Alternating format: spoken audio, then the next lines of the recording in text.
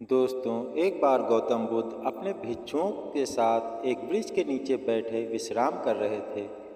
उस वृक्ष की छांव में बुद्ध अपने भिक्षुओं की जिज्ञासा दूर कर रहे थे। बुद्ध के सभी भिक्षु एक एक करके उनसे प्रश्न पूछ रहे थे और गौतम बुद्ध उनके प्रश्नों के उत्तर दे रहे थे। बुद्ध के उन भिक्षुओं में कुछ भिक्षु ऐसे भी थे जो कुछ समय पहले ही संघ से जुड़े हुए थे, जिसके कारण अभी उनके भीतर वह समझ पैदा नहीं हुई थी जो गौतम बुद्ध के प्रवचनों को समझ सके। गर्मियों का समय था, सूरज अपने चरम पर था और चारों तरफ धूप ही धूप थी, लेकिन उस वृक्ष के कारण बुद्ध और उनके सभी भिक्षु आराम से छांव में बैठे हुए थे।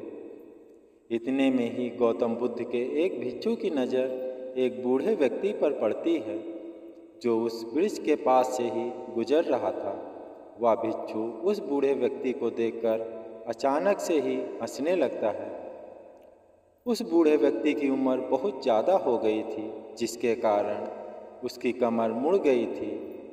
उस बूढ़े व्यक्ति के हाथ में एक डंडा था, जिसका सहारा लेकर वो बूढ़ा व्यक्ति अपनी मंजिल तक पहुंचने का प्रयास कर रहा था।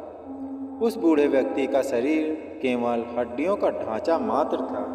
अपने भिक्षु को हंसता हुआ देख बुद्ध उससे कहते हैं, मेरे प्यारे भिक्षुओं, कृपया करके हंसो मत, क्योंकि जिस व्यक्ति को देखकर तुम अभी हंस रहे हो वो कोई साधारण व्यक्ति नहीं है, बल्कि वह व्यक्ति इसी क्षण तुम्हारे जीवन को रूपांतरित करने की क्षमता रखता है।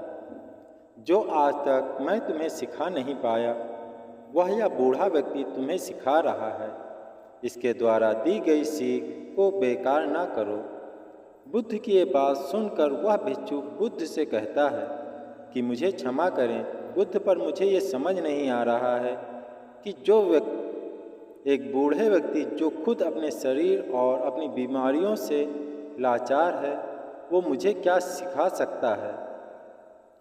फिर बुद्ध उस भिक्षु से कहते हैं कि ये बूढ़ा व्यक्ति तुम्हारा भविष्य दिखा रहा है। जिस बुढ़ापे को और लाचारी को देखकर तुम अभी हंस रहे हो, वो बुढ़ापा और लाचारी तुम्हारे जीवन में भी आने वाली है। वह बूढ़ा व्यक्ति तुमसे कह रहा है कि अभी समय है, इस स्वस्थ शरीर का अच्छे कर्म करने के लिए उपयोग करो।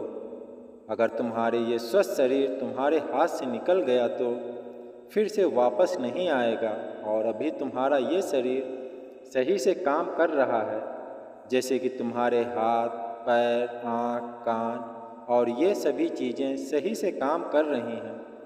क्या यह छोटी बात है और क्या तुम इसे मामूली सी बात समझ रहे हो?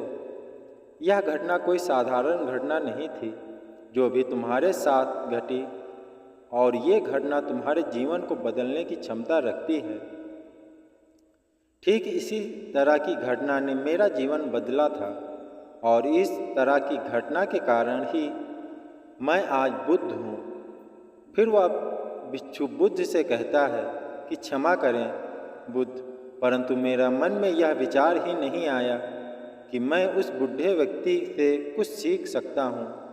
उसे देखकर केवल मुझे हंसी आ रही। ऐसा इसलिए हुआ क्योंकि तुम्हें अपने भीतर कहीं ना कहीं लगता है कि जिस स्थिति में आज वो बूढ़ा व्यक्ति है, उस स्थिति में तुम कभी नहीं आओगे।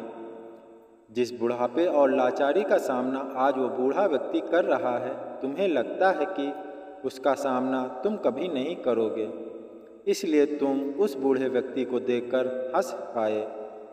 तुमने सच्चाई को नज़रअंदाज कर दिया। अगर तुम सच्चाई को देख लेते तो चाहकर भी अपनी आँखों से आंसुओं को नहीं रोक पाते, परंतु तुमने सत्य को अनदेखा कर दिया और तुम बहुत बड़ी संभावना से चूक गए। बुद्ध की ये बात सुन वो भिक्षु बुद्ध से क्षमा मांगता है और ये निश्चय करता है कि वह अपने स्वास्थ्य का उपयोग अपने अहंकार को बढ़ाने में नहीं, बल्कि परम सत्य को पाने में करेगा। दोस्तों, जो लोग इस कहानी को पढ़ रहे हैं, हो सकता है कि आप बड़ी बड़ी समस्याओं में हों, या हो सकता है कि आप परेशानियों में हों, लेकिन फिर भी एक बात को हमेशा ध्यान में रखना है कि जब तक आपका स्वास्थ्य ठीक है तब तक आप किसी भी बड़ी से बड़ी समस्या से बाहर आ सकते हैं। दोस्तों, इसलिए बुद्ध ने कहा है कि हमारा स्वास्थ्य हमारा सबसे बड़ा उपहार है जो हमें इस सृष्टि से मिला हुआ है, इसलिए इसका उपयोग सही से करें।